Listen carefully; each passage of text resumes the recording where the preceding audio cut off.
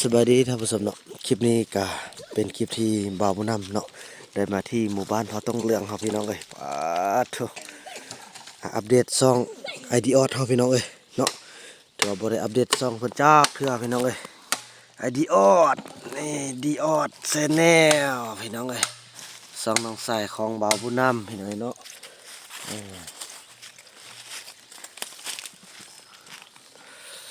ภาพบรรยากาศนำกันเด้อโอ้เมื่อคืนนี้หนาวพี่น้องเอ้ย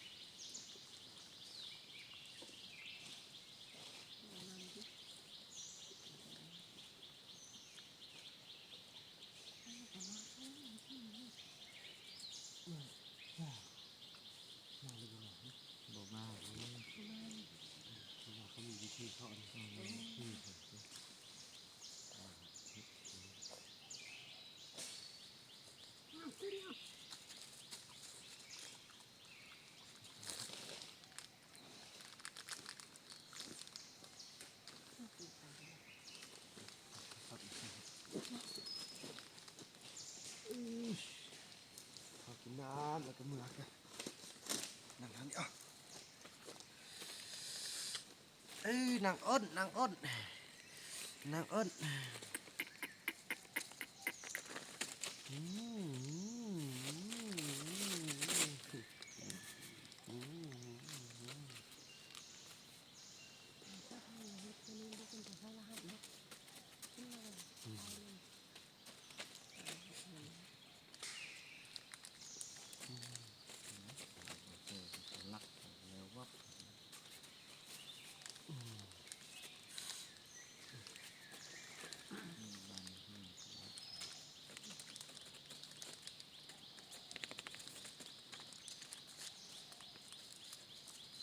ว่าไปไกลมันเศร้าโลกบริไปจากเมืองเลยบ่ฮอดฮอดได้หนึ่งสุดฮอดฟังบ่ได้ฮอดนี่หน้าตลอด เอาให้ไปเนาะไปไกลเลยเนาะตลอดที่ว่าเป็น YouTube ซ่องอันเดียวที่ว่าประเทศใกล้ที่สุดนั่นแหละนำเขาเด้อพ่อเอามื้อคืนบ่ได้มาซ้ํบ่ได้มา บ่มาเลยสิบ่แข่งนึงนี่สิบ่แข่งติ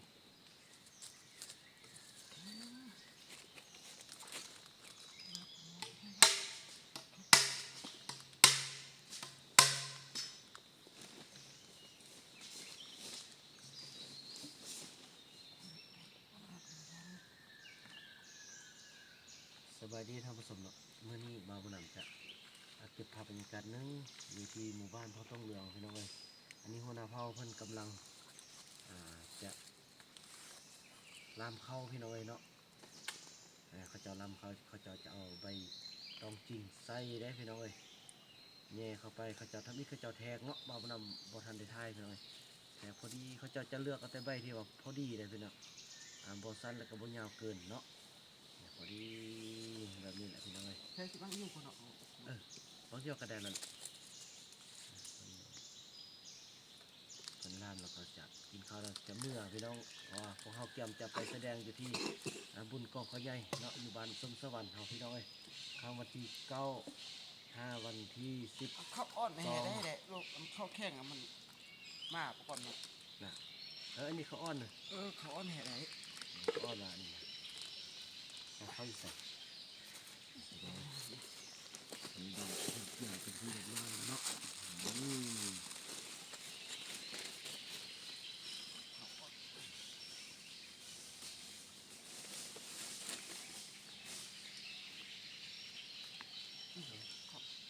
อ้อนนะโอ้เป็นสาวซีนเลยพี่น้องเลยซีนแล้วก็ซีนบางว่าโอ้เขาเนี่ยอ้อนนี่ครับอันนี้เป็นข้อที่บ่าวผู้นำได้ตีมาเมื่อวานนี้พี่น้องเลยเนาะตีมาเช่น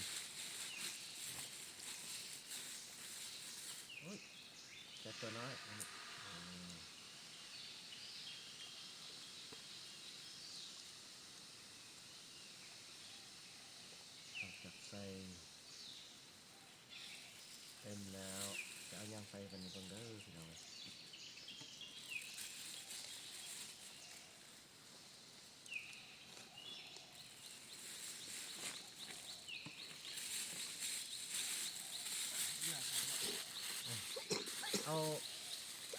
พี่ก็ได้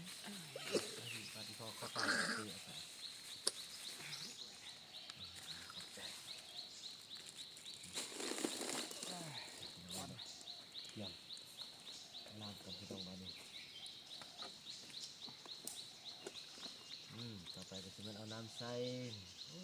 น้ำพอบนน้ำใส่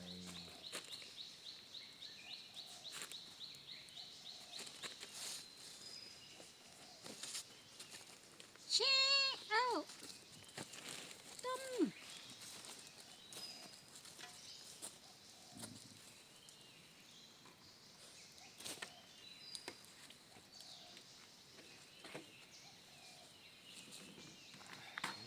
จะเอาน้ำใส่แล้วจะเป็นจะอัดไว้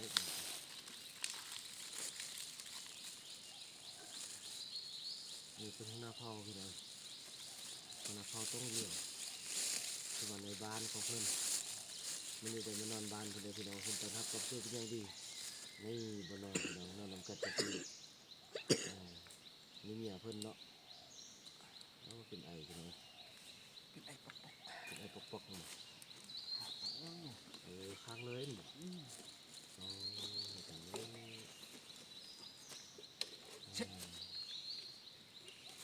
เป็นวิธีชีวิตสาวพ่อต้องเลี้ยงเขาพี่น้องเลย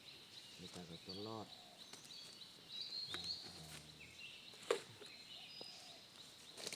หัดสิ่งใดๆใช่ไหมเนาะแต่การจะปะไฟบ่ได้เลยพี่น้องเนาะเพราะมันหนาวพี่น้องเลยอากาศหนาวอีหลี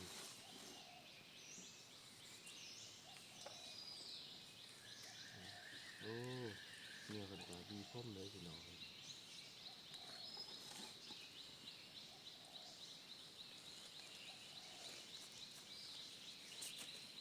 กาแฟเป็นกาแฟที่พ่อเขาแต่เอามาตอนเพิ่นหวานนี่เนาะโอ้โหกำลังพวกไฟจังซี่เลยพี่น้องเลย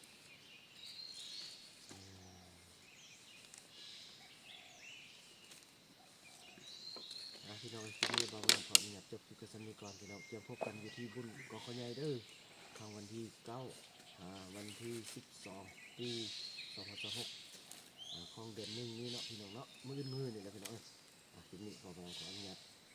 จบคลิปกันสักนิดก่อนแล้วว่ากันใหม่ในคลิปต่อไปพี่น้องคลิปนี้ขอบางขออนุญาตเข้ามาสบายดี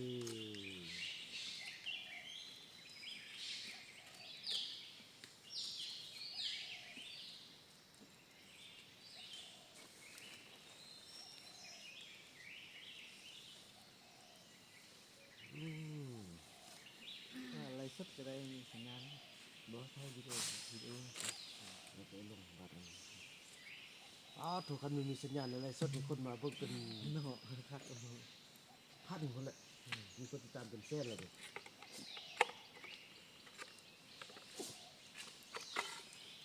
1,000,000 บาทอันก็ฮอดบาทจะเอาเข้าหน่วยให้เด้อเพราะมันมีสัญญาณมันซ่า เอาเข้าหน่วยแล้วก็ ที่ตัดให้อันคลิปที่เขาเปิ้นเฮาว่า200นะเขาบอกว่า200แล้วมันตัดออกตัดออกพอมันจะมีทางผู้หัวสิเอานะแล้วก็ว่าซื้อตัวเปลี่ยนซื้อเป็นหยังแล้วก็มันอัพโหลดมาซื้อมีพันแล้วชั่วโมง เปลี่ยนชื่อใส่ชื่อตัวเก่าชื่อใส่อันวิธีสาวลาวตอนนั้นลาวสตูดิโอ ซาวลาววิธีซาวลาวเนาะ อันนี้วิธีสาวลาว ตัวเราเป็นซาวลาวสตูดิโอ มันจะเปิดคลิปอยู่ขึ้นมาใส่อันนี้วิธีสาวลาว วิธีซาวลาวเหมือนกัน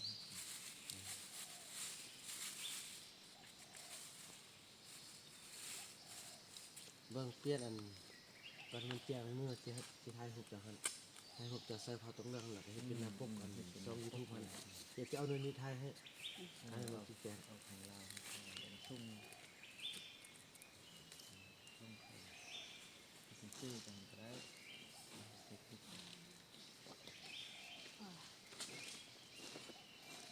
มีวิธีการ บ่เห็นจัง เพราะว่าเห็นความตั้งใจของยายของอายเพิ่นพี่น้องเลยบ่าวเราก็จะได้แบ่งซอง YouTube ซองหนึงให้เพิ่นเฮ็ดมาเป็นซองเกือบปีหนึงปีกว่าแล้วเนาะ ปีกว่าแล้วเดี๋ยว ปีกว่าได้คนติดตามแต่200 200ปลาย ฉะนั้นบ่ 4คน 204 คนบ่าวนำจึงจะแบ่งซอง39,000เ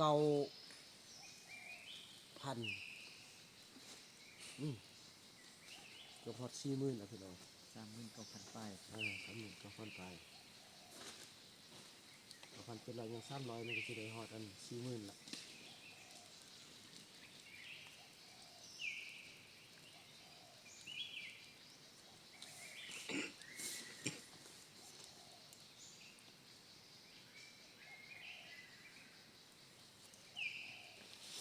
เสียง อันเข้ามาไปขุดมันตัวนี้เนาะ เนี่ยแหละเบิ่งว่ากะปิเอาได้ดิบ้านเราเสียบง่าย แน่ว่าขุดมันเนี่ยว่าได้ลายได้จนพอกินมาถ้าเอาจกเอายังขุดจนเสียซึ่งเห็น คิดไว้ก็น้อยเนาะ จกให้ พ่อให้มันสวยฮอนหน่อยนึงเฮาสิเมื่อเนาะเอาเดี๋ยวไปตัดได้เนาะ ใช่ มาต้องน่ะเพชรอยู่พูดเลยอยู่งานเลย งาน หลานเขาแล้วก็ตีซีลูกตอนมักหน้าคนเป็นไปเป็นมิตรเซฟกินเสร็จกินข้าวเช้าไม่ได้กินข้าวเช้าเลยมันตา เนี่ยครับเนาะ ไม่นกคนจะกำลังวิหุ่มตอนวิหุ่มจะกินข้าวเช้าตา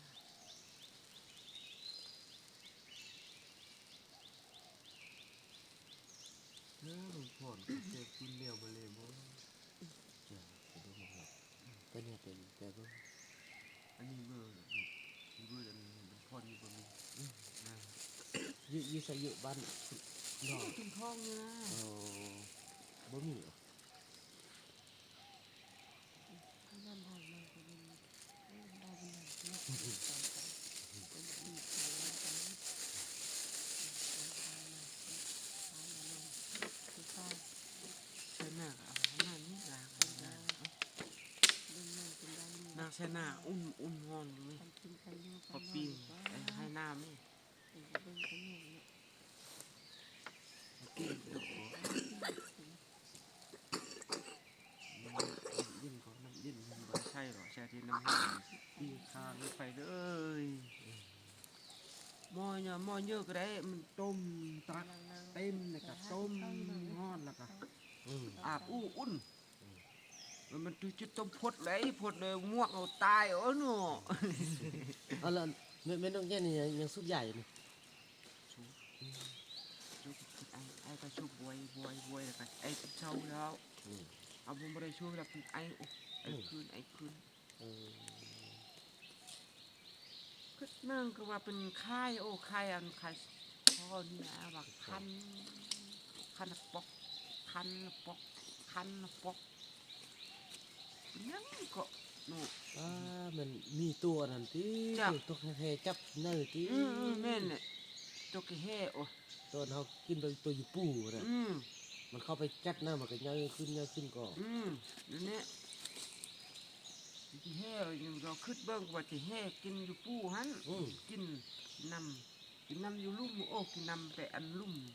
กินน้ำมันทางลิ้นหั่นน่ะ โมเมนต์ออกดังที่โมเมนต์ออกดังที่ มันคันนี้บ่ คัน แซ่บมันเข้าไปไป นี่บนเขาค่ายยาบนเห็ดลุ่ม นี่ นี่เลยเทียนยาให้ไปชื่อมาให้ ลูกตื้นว่าคัน พอดีอายเพิ่นก็เป็นแพทย์เด้พี่น้องเอ้ยเนาะ ตื้นว่า อายเพิ่นก็เป็นแพทย์ คัน พี่ กั น้อง บ เอ้ย ปอกคันกับปอกถ้าว่าคันมันเป็นคันที่มันนี่ที่หูว่าสิว่าเป็นคันชื่อๆแหละคันปอก นี่ไปกินยาของเนาะ ยาแต่ชื่อก็ดีไม่ก็ไม่แค่ เอาที่เงินนะคะ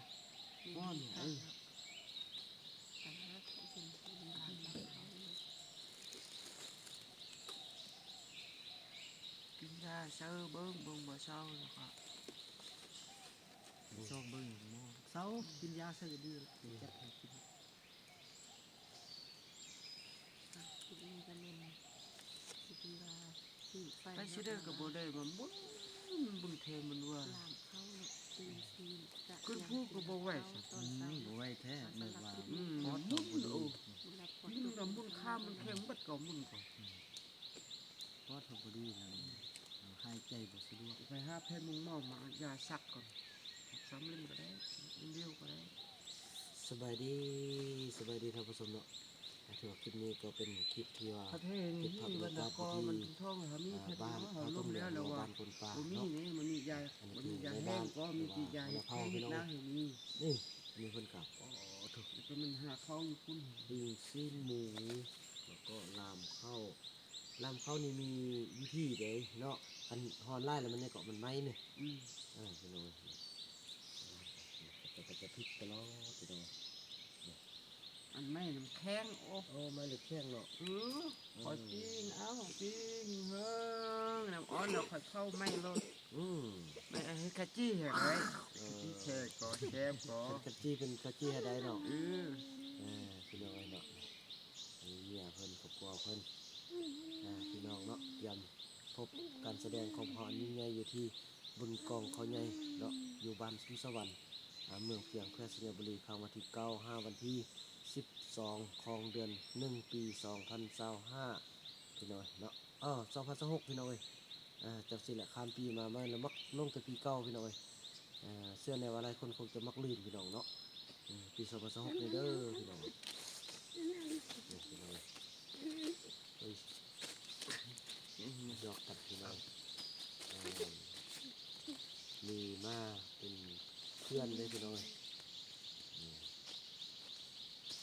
เฮ้ยสั่งยอกกันเลยเฮ้ย เอาไปตักกัดเชือกเขานะจะไปกิโลมันไปกัดที่คือเก่าไป ยอกกันเป็นอะไรเป็นความหักเนาะ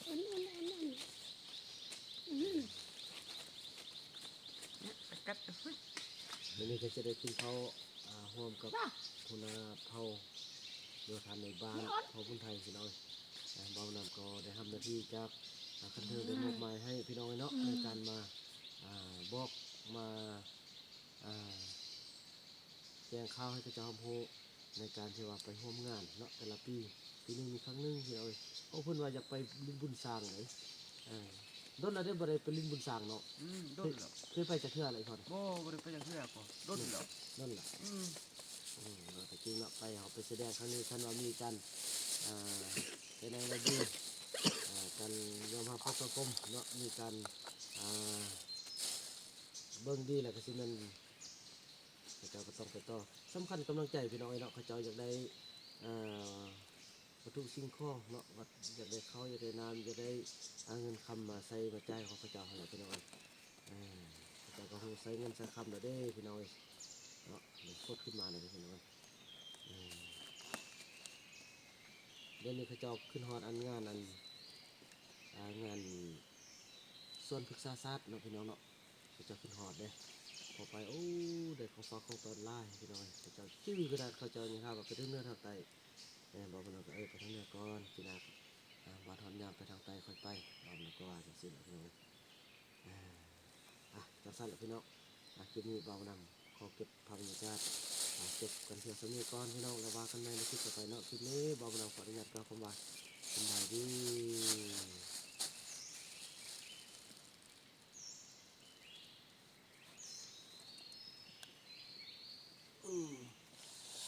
จะบังเฟียปีว่าเนี่ยมันว่าท่าน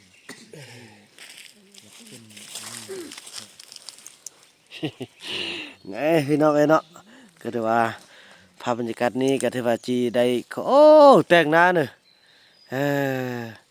จบกันเพียงสำนี้กันพี่น้องแล้วว่ากันใหม่ในคลิปต่อไปเนาะคลิปนี้บ่าวนำขออนุญาตกล่าวคำว่าสบายดี